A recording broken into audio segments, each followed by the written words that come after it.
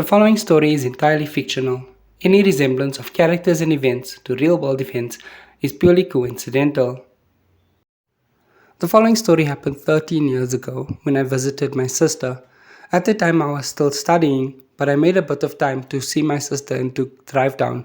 Now, it was actually like a 4 hour drive from where I studied and where I lived, but I made a plan to go and see her. So she was excited to see me, and of course, I was really excited to see her as well. And then she let me know that the fair was in town. Now, growing up as kids, the fair was always the highlight of our year whenever it came around, and I now understood instantly why she was so adamant that I had to visit her now at this time of the year.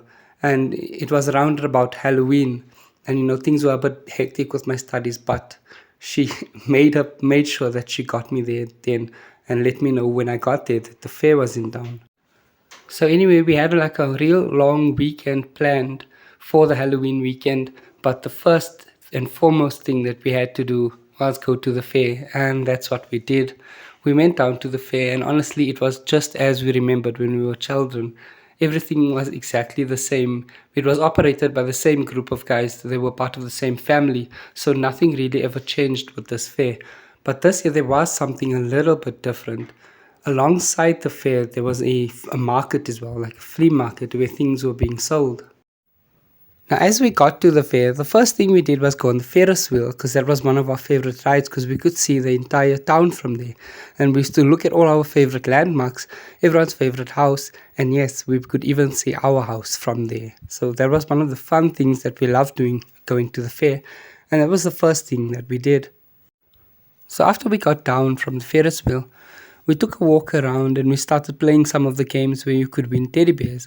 And unfortunately, my luck wasn't so good, but my sister had much better luck than me. But all along, something was pulling me towards going to the flea market because there was a new feature. And I suggested it to my sister, and she said, no, let's just, continue our little family tradition and do whatever we did. But I couldn't help this nagging feeling. Something was calling me in like from inside, calling me to the flea market. So eventually, after countless times begging my sister, she agreed that we could go to the flea market.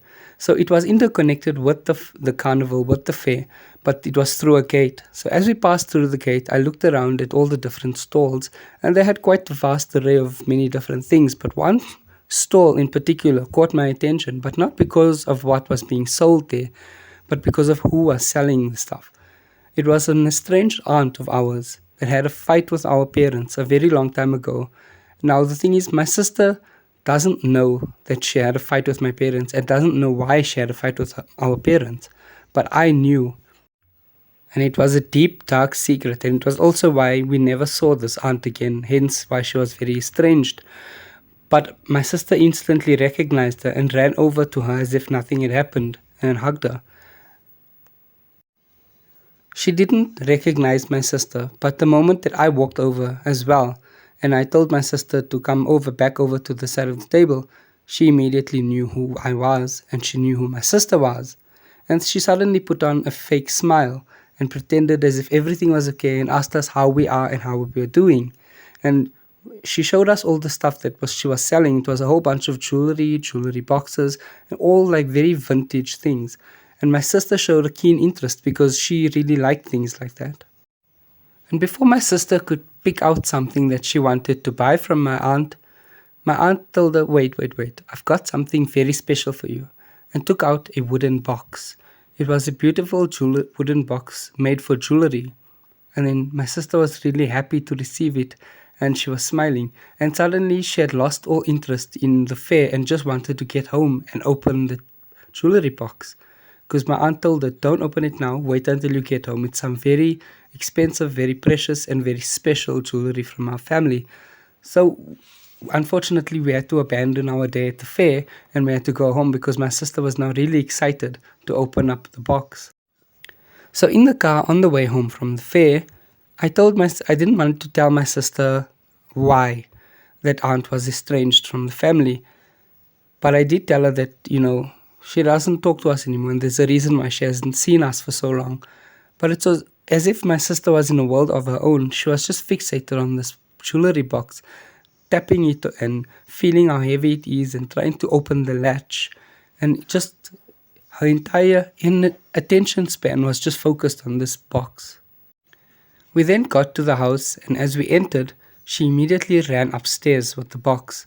I was still trying to ask her, should we order pizza tonight or should we make something for supper? And she did not hear me at all. She just bolted upstairs, excited and ready to open up her box. Okay, so I just left her and I sat and I had a microwaved meal on my own. And then I went up to her room to go and find out if there was something that she wanted to eat. And the door was locked. And I just knocked and tried to open. She then dismissively told me that she wasn't hungry and that she was just going to go and sleep and that I should do the same. I thought this to be really strange. Like the whole energy of the visit that just changed. But anyway, I went over to my room and I went to go and sleep. And then when I woke up the next morning, there was a loud knock on the door. So I woke up and I didn't see my sister around anywhere. So I went downstairs to answer the door, and when I opened the door, it was my aunt, the same one from the fair. With a smile on her face, she hugged and greeted me, and walking in behind her was my sister. But she just didn't look like herself anymore. She looked like she was in a trance. My aunt then walked around the house like she owned the house, and my sister just walked feebly behind her, almost as if she was like trapped under her spell or something. She wasn't acting the same. And at this point, I just got frustrated and I told my aunt, you know what? This is not what our parents would have wanted. Our parents did not forgive you, so you need to leave right now. And that's when my aunt turned around and gave me the worst look ever and said, oh, I'm the one who owns this house now.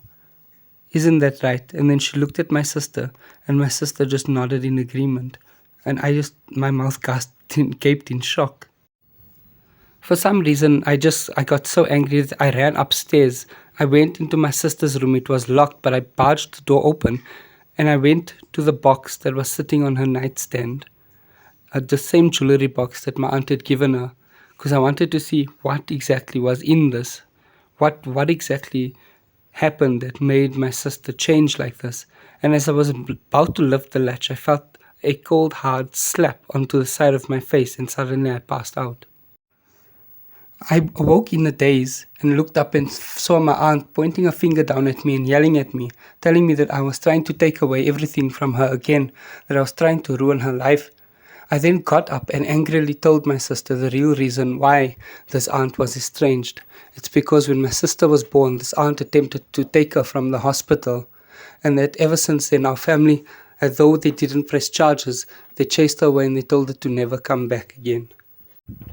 I got really frustrated because it was like my sister wasn't even listening to me. She was still in her trance state and she didn't understand what I was trying to tell her.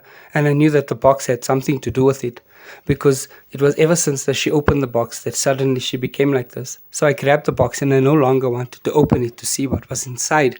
I just grabbed it and I ran. My aunt tried to stop me and threw her shoe at me at the door, but luckily I ducked and I managed to make it through the door frame and out of the house. And all the while my sister was letting out a blood-curdling scream, but I ran and my aunt was giving chase, but unfortunately for me, she couldn't catch up to me. So I managed to outrun her until I got to the woods and I started a small fire.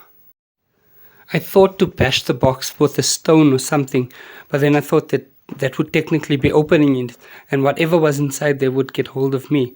So I started a fire, and thankfully the fire got big enough, and I threw the box in there, and I turned around and walked away from the box. I then went back to the house, and I didn't see my aunt at the spot where I left her when she was chasing me. So I went in the house, and I heard wailing. So I went up the stairs back into the room where my sister was, and my aunt was standing holding her tightly and crying, please don't leave me, please don't leave me. And my sister by now had snapped out of the trance. So then she was just standing there really confused. She didn't understand why my aunt was doing this, why my aunt was saying this. It's like she had no memory of the time that she was in a trance. So I grabbed my sister by the hand and my aunt tried pulling her away from me. So my sister managed to push her off her and she fell and she looked at us and she said, I will have you. You are my child. And that's when I just said, shut up. And I got my sister, I walked out We went into the car and we drove. My sister was really confused and she was wondering what happened and where we were going. I told her, "You are my sister and I will protect you. I will keep you safe.